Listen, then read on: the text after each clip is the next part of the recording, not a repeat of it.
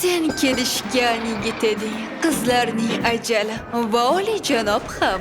Ishtiyoqing bilan o'sha badbaxt prodyuserlarni o'zingga jalb qilgansan va mehnating bilan o'z radio shouingda yulduz bo'lding. Sen uchun qadahlar ko'tarildi, ammo biroz sho'x eding.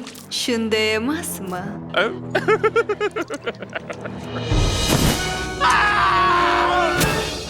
Inson bo'lishingga qaramasdan barchasiga tayyor bo'lganing meni hayratda qoldirdi.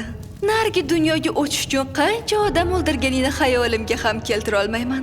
Lekin seni ovozingni eshitganimda o'sha odam ekaningni bilardim.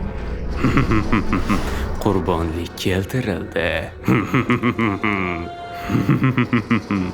Men senga murojaat qilaman, jahannam ovozi.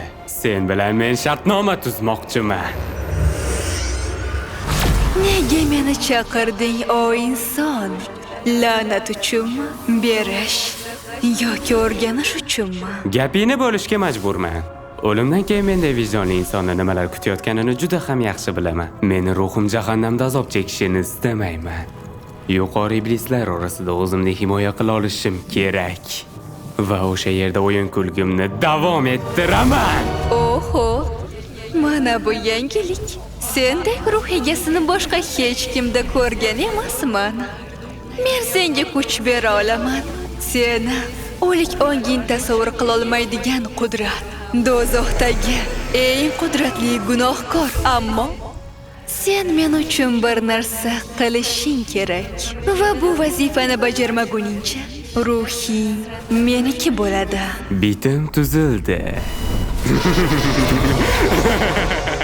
Qizig'i shundaki, sen ertasi kuni juda kulguli tarzda o'lding.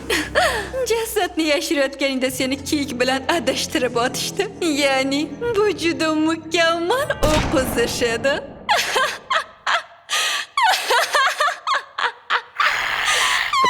Yo, juda ham kulgili.